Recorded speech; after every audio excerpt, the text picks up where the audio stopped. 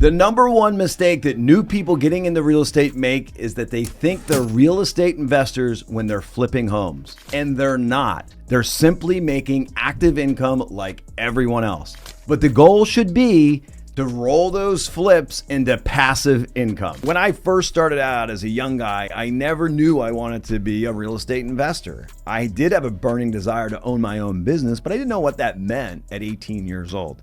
I still remember I walked into the den where we grew up, and I had this black and white book, and it was called The Financial Genius, or How to Waken Up the Financial Genius Inside You. And it was black and white, and I went through it, and it was real estate, cash flow, equity, leverage. And I started paging through it, and I got to the first chapter. After the first chapter, there was a section for goals. And there was some handwriting there, and I recognized the handwriting. It was my dad's handwriting. It said, goal, 1,000-unit apartment building, take out $9,000 in cash and a home equity loan. So I went to my dad. I said, hey, Dad, where's our 1,000-unit apartment building? And he looked at me and he said, your grandfather was a very conservative banker. And anytime I went to him and I said, hey, I've got this idea about real estate, he would quickly dismiss it and say, well, how many deals do you think are out there like that? If it was easy, everybody would be doing it. So when I expressed that interest, he was not going to be that force. He was never that. He was a positive guy, always a smile on his face. Look on the bright side of life was his motto, and he had a great attitude. So I read this book, he encouraged me, and I got immediately addicted to these late night infomercials where these guys were selling these real estate courses. But what really got me the spark lit were the testimonials, the people by the beach, the people by the lake that had passive income coming in. And I said, I want that. And I'll never forget, I was sitting there eating breakfast one morning. I just got my first car. I was about to move to Myrtle Beach, so I had a rent payment. And I'm sitting there, and I'm like, man, my bills are about $1,000 a month. $250 car payment, $550 rent, the insurance. And I would make it. I was a busboy at the time.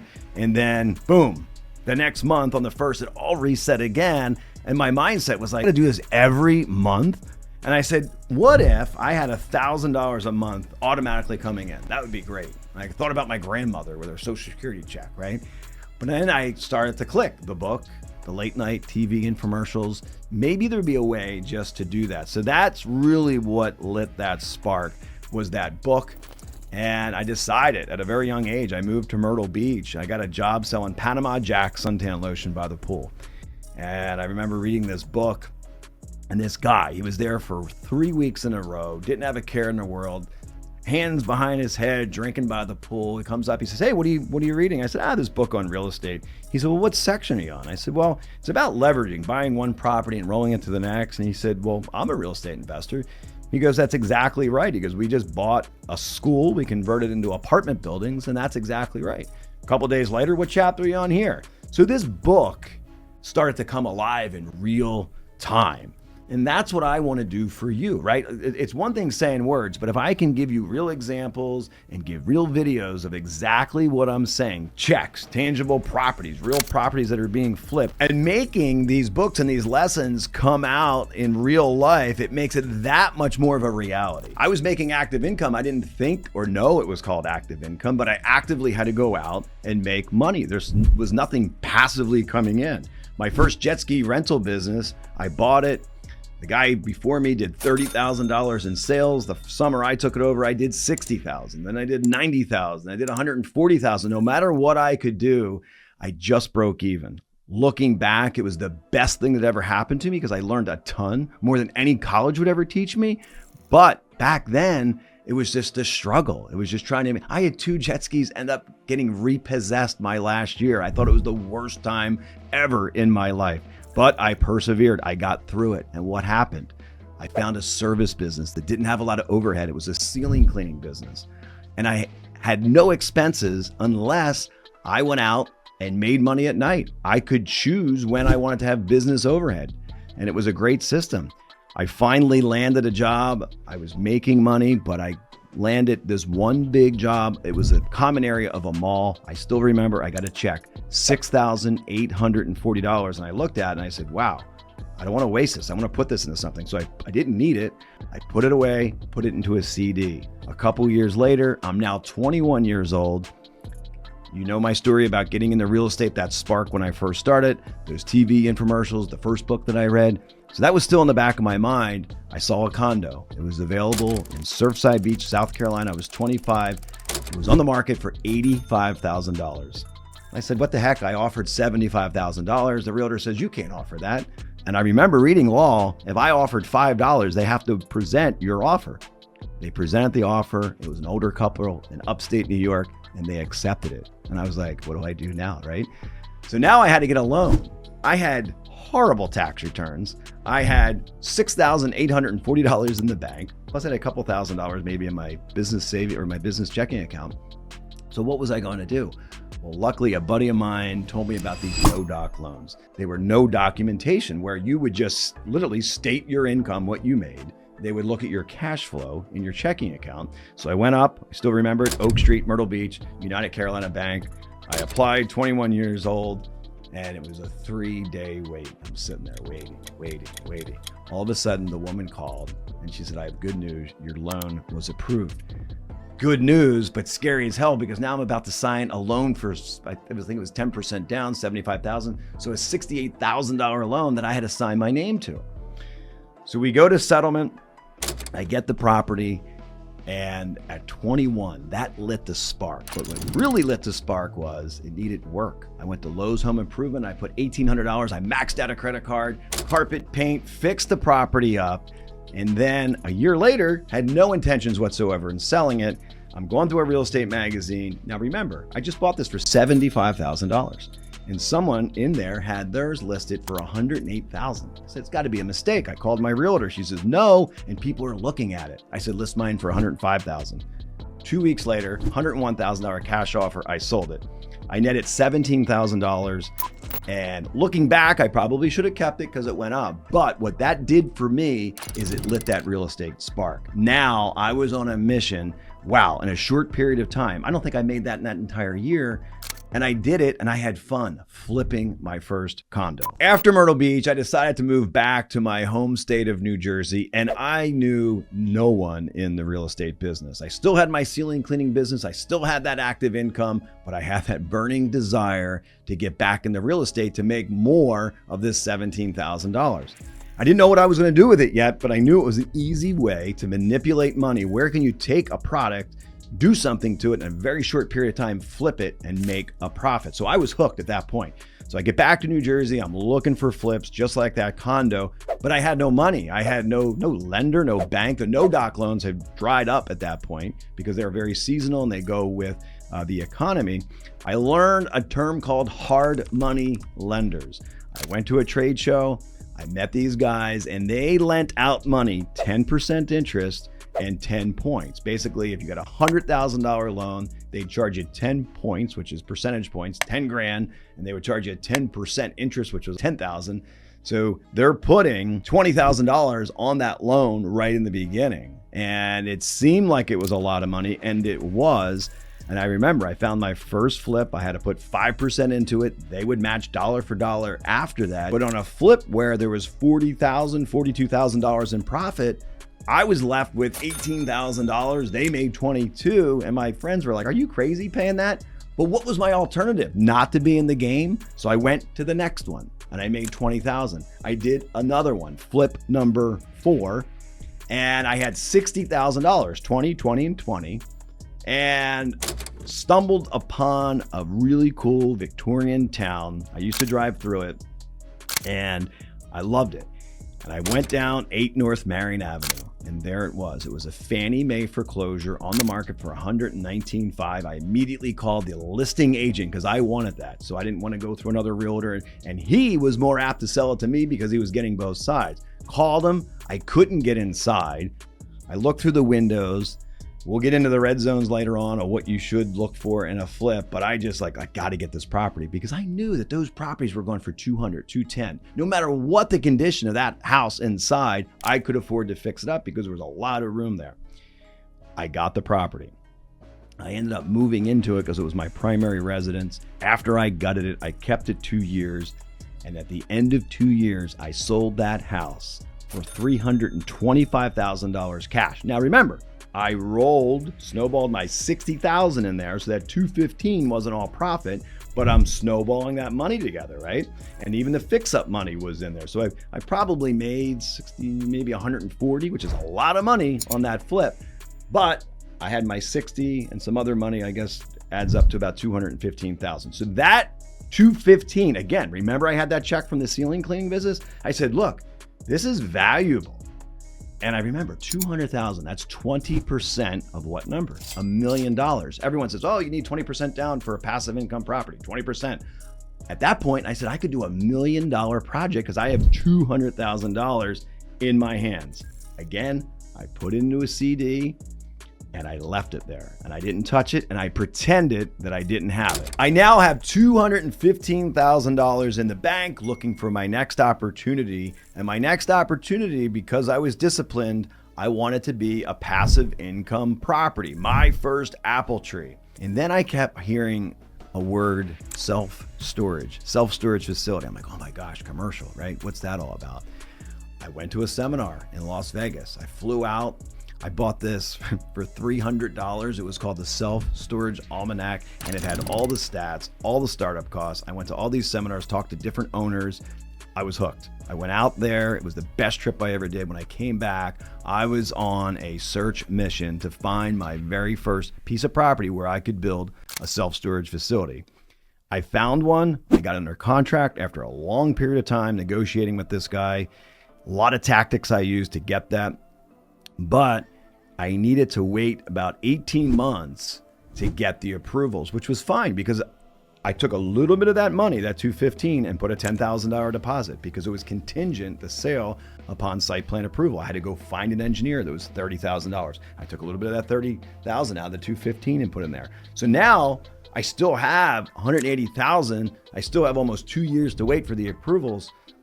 I didn't want to flip another house. That one, it was a home run, but it needed everything. And it took everything out of me. So what I started to think, I remember sitting on the front porch with my dad when it was done. And I said, Dad, we replaced every single thing here. I said, I ripped out the bathrooms. I said, the only thing I didn't replace was the foundation. So he would build decks. He would build gazebos. When I was a kid, I would help him. And I said, you know what? I said, I think I'm going to buy a lot and try to build a house. And old George fashion, go for it. I went out, I bought a lot for $70,000. Now, again, this is in that meantime where I'm waiting to break ground on that self-storage facility. I had this money. So I went out, bought a lot for $70,000. It was a skinny little lot. We built a little house. It was 20 wide, about 1,200 square feet, cost me about $105,000 to build. So I had $175,000 into it, sold it for $225,000, probably 6 months later. I then did that again. But what I did to the bank was when I had that money, I said, guys, I want $150,000 loan for this next project. And they said, well, you may or may not qualify for it. I said, well, use my money in the bank as collateral. And they said, well, why would you do that? I said, because I'm probably coming to you in 2 years and I need $1 million to build this storage facility. So what that did, those two projects, it built a relationship. I never missed my payments. Yeah, they had their collateral, but established in a relationship with the bank.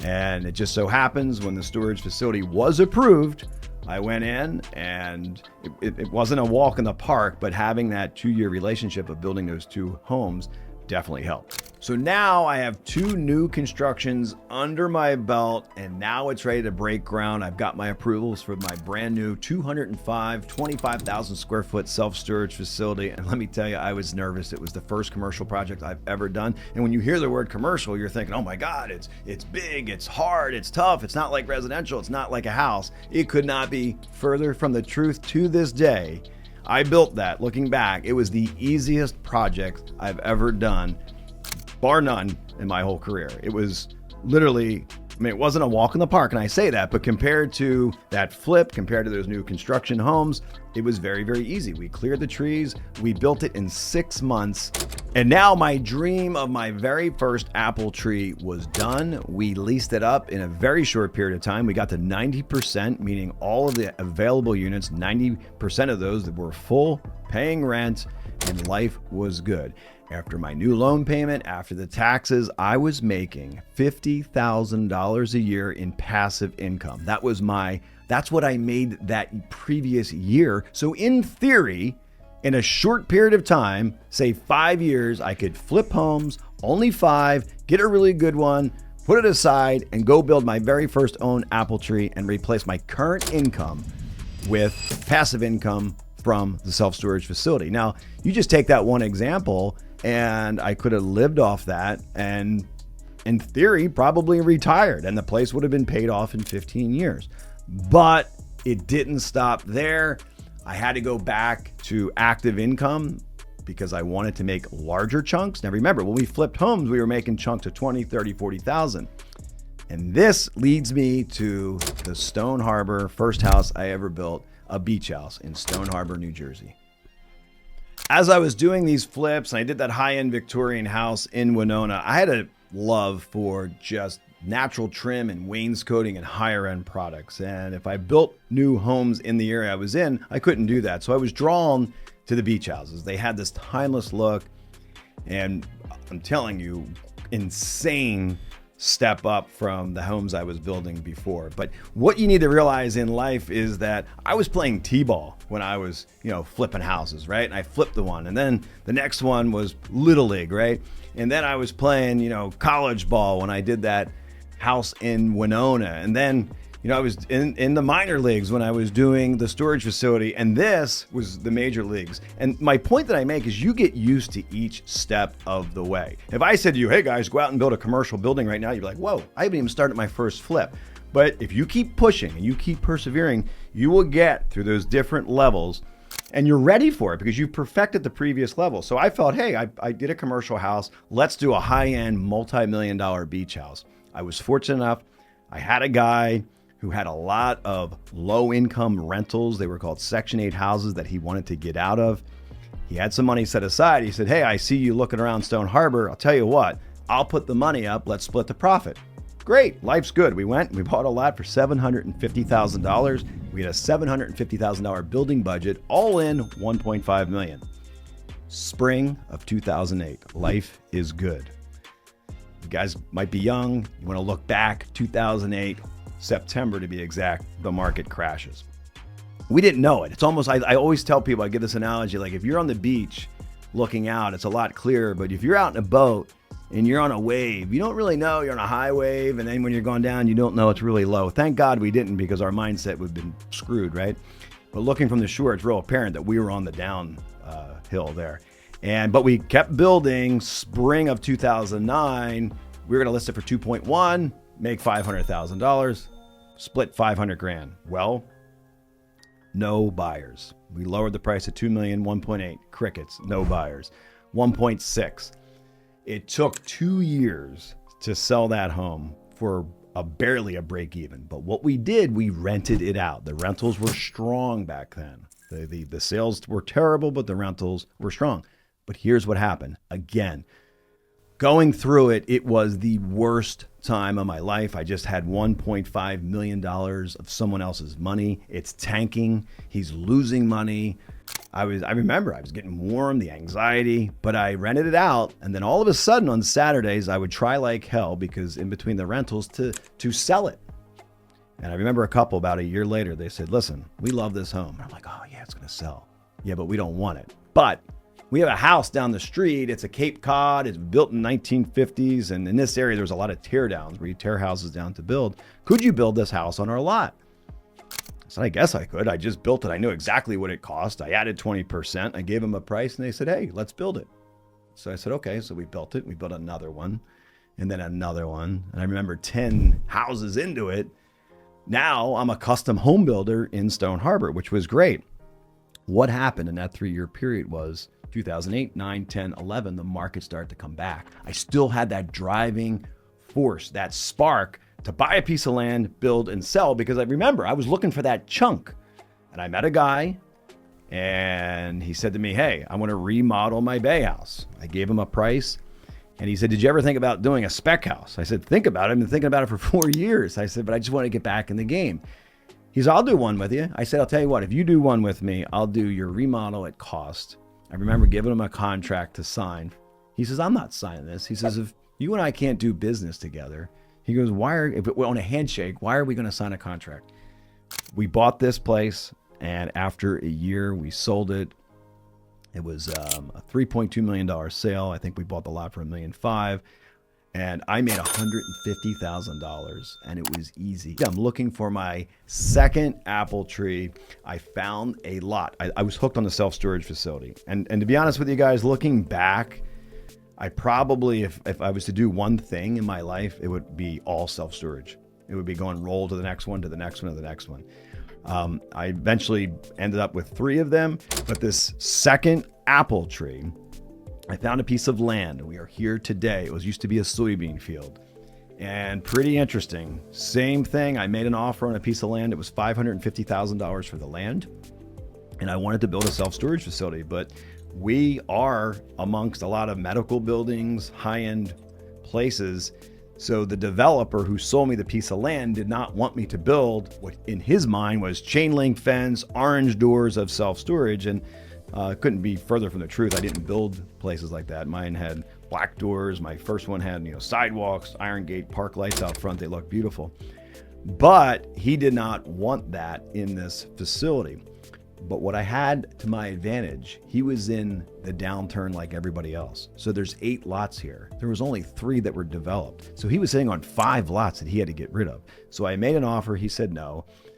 My broker at the time said, look, we are looking for a lot of smaller office space, say 10 by 10, 12 by 12. We're selling a lot of 3,000, 4,000 square feet, but people are saying, hey, do you have any individual office space? So I thought about it. It was never in the office business. He said, if you build, say, 16 offices, build a building, nice building with windows, you can block the self-storage behind it. So I was like, wow, that's pretty cool. I've never been in office space, so I didn't know if he was, blowing smoke up my rear end to get the sale or what it was. Ended up being true. We designed a beautiful building to mask the self-storage. I did a rendering. I recommend doing a rendering. It's worth 1 million words. I could sit there and tell him how it's going to look. I remember presenting that to the town. Is it going to look just like that? Yes. Boom. I got the approvals. And the developer said, hey, great. We'll sell you the land if you did that. We leased it before we broke ground. I had 3 or 4 units already rented. So I knew that what we were doing was right. I knew the self-storage, there was a need here. So it took me about a year, and I opened up my second apple tree. We're here today. It's 16 individual offices. There's 2 small medical buildings that are attached that rent it immediately. And my self-storage of 30,000 square feet filled up in a little bit less than a year. I now have my second apple tree under my belt. Life's good, making very, very good passive income. The dreams when I was just starting out are a reality, and the fact that it happened in such a really short period of time, considering I decided the market's good. I can't get enough of this. I want more. And that's what happens. And it gets easier. Trust me, guys, it gets easier. The lot right next door to my second apple tree was open and ready. So I had a little taste of the medical office building in the office space next door. And there was a brand new hospital being built only a few miles away from this location. I knew I wanted to stay away from office space, but medical office space, once they're there forever because there's so much fit out with all the equipment that they need. So I could build a 15,000 square foot medical office building. I remember people saying, you're crazy. What do you know about medical buildings? Well, I just built a little 800 square foot one, and that guy's in there for 10 years. And I built another one. That guy's in there for 10. It's security. So I made an offer to the guy, and I said, hey, I'm going to buy this property for $575,000, and I'm not going to pay you until I get half of it full. He said, no. I said, okay, I don't want it because I'm not going to take that risk. Now, look, you might be thinking, oh, wow, this guy's crazy. He's taking all these risks. A lot of this is very calculated, and what I'm about to tell you right now is I made that offer. I didn't know if it was going to work, but if I could get half that building filled, I'm like, okay, yeah, I'm going to do it, right? Because I know by the time I start breaking ground or construction, I'll get the other half full. He came back to me in 30 days and he said, oh, I'll do it if you get, 10% of the building filled. I said, no, I want half of it filled. So after long negotiations of 90 days, he had no other choice but to accept my offer. And it did take me 3-4 months. Not only did I get half of it filled, the broker was incredible in this. He had 100% fulfillment of the entire building. So I had leases on all 15,000 square feet. So I walked into the bank, and the banks were lining up to finance the project because I had all these long-term leases. So again, it was a very safe way to get into that. But it was about a $3.5 million project. I needed 20% down, $700,000. Where was I going to get that? Well, hey, those first couple flips down the Stone Harbor weren't just number 1 and 2. I was able to take probably 3 or 4 more flips and roll it into this project in the next 1.5 to 2 years. So you get to a point where 18 years old, watching infomercials, looking at that book, dreaming, and really doubting that it would ever happen to you. But when it does, it is an incredible feeling. Financial freedom. You can do whatever you want. You don't have to take crap from clients. It doesn't matter. You can sleep till 12 o'clock. Someone said every day is Saturday and every night is Saturday night. It's great. But you get to a point, I was 42 years old, and you get to a point where how much can you take before you want to give back? I decided to write a book because I wanted to be that spark that Marco Harrelson was for me in that first book. I wanted to be that motivating force to someone that my dad was to me. So unfortunately, at age 69, my dad gets sick, gets cancer, passes away 12 months later.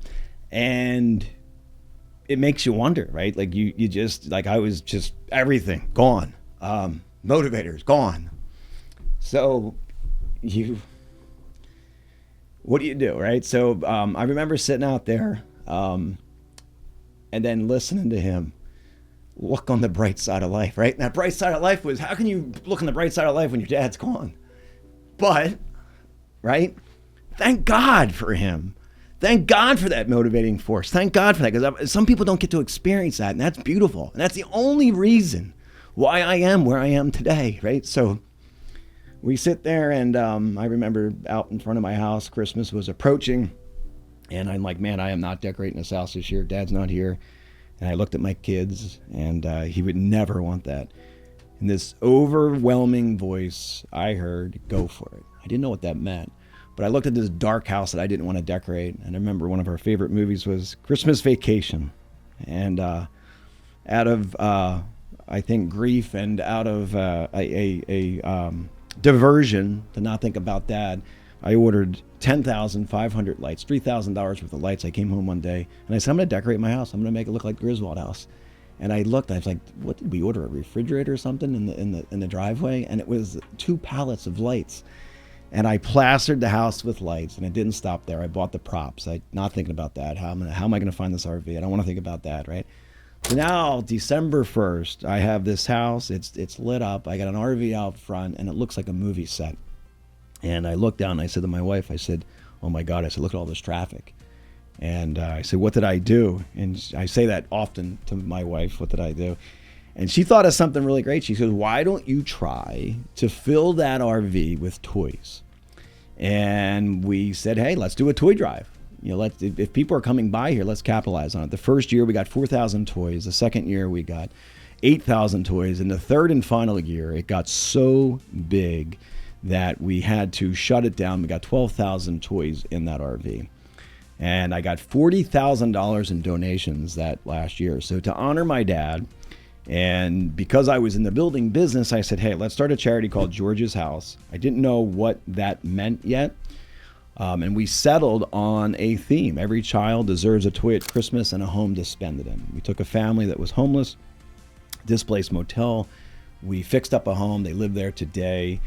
And we created this insane Harbaugh village after my dad. And I couldn't do it at the house anymore, but I didn't want to stop that attraction. I didn't want to stop creating for people.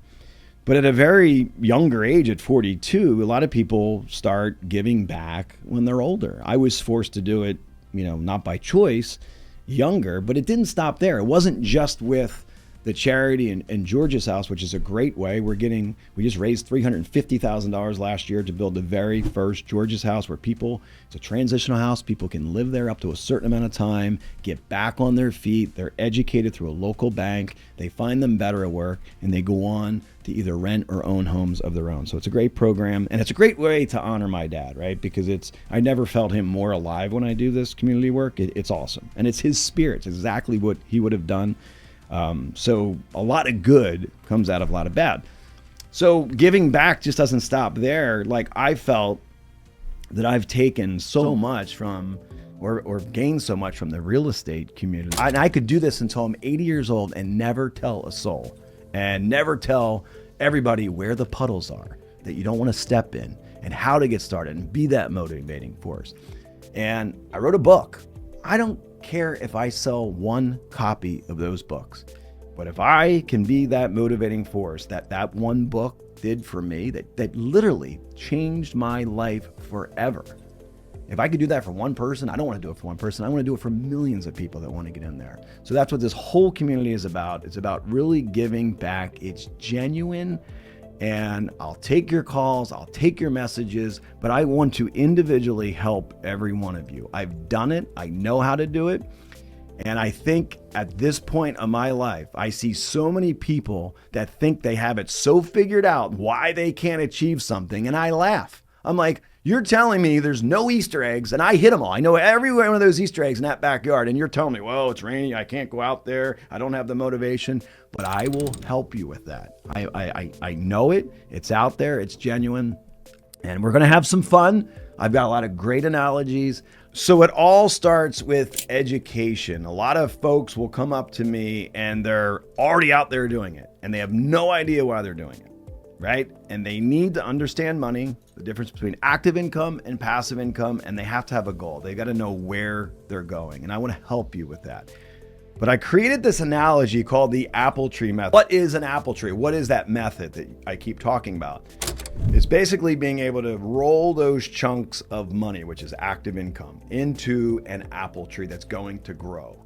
And the idea is you don't want to cut these branches off. Why? Because these branches produce apples. Passive income. You can eat every apple that comes off of that tree, but don't cut the branches. And what do I mean by that? Sell it, spend it, refinance it. I see so many people that make big chunks of money and they'll spend half of it on a boat, they'll go buy a car, and then just appreciating assets. And then they'll walk into one of my storage facilities or one of my medical facilities and they'll say, oh, I wish I had something like this. Well, you could have, but you didn't have the discipline to take that ceiling cleaning check, to take that flip house of the Victorian home, or to take any of these big chunks. And if you don't need them, why spend them? Put them away and make your own apple tree. So we go through these methods. I'm an idiot.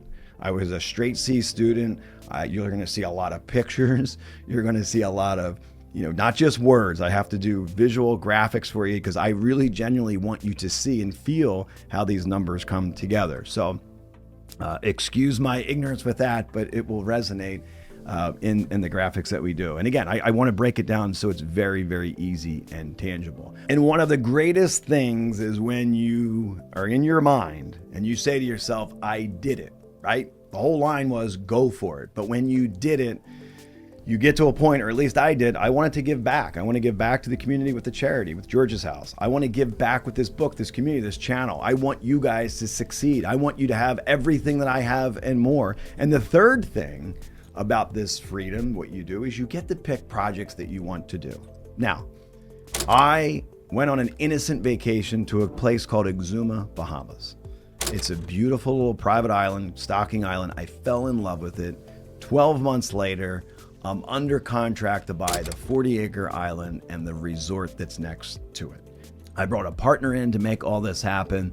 And the beauty of this project is I don't need this project. My partner doesn't need this project, but we want to do this project. So when you get to a point in your life, and I really want you to listen to this, when you get to a point, it's not just about financial freedom, but to be able to embark on to buy and develop a private island in the Bahamas is a real estate developer's dream. And every day I'm reminded of that when I get up. It's like, my life is like a dream and it's great. Where did it start? It started with not being able to pay my bills, trying to make $1,000 a month, struggling, rolling quarters at a Chinese buffet in Chicago with my buddy because I had no money. It all started there. And to look back only 20 some years ago and to be where I am today, I don't believe it today, and I sure as hell didn't believe it back then. Now you know my story, and my job now is to create your own story. And again, guys, through my content, I genuinely want to help you. I don't care if I sell any books. I don't care if I pack any conference room in hotels or sell you this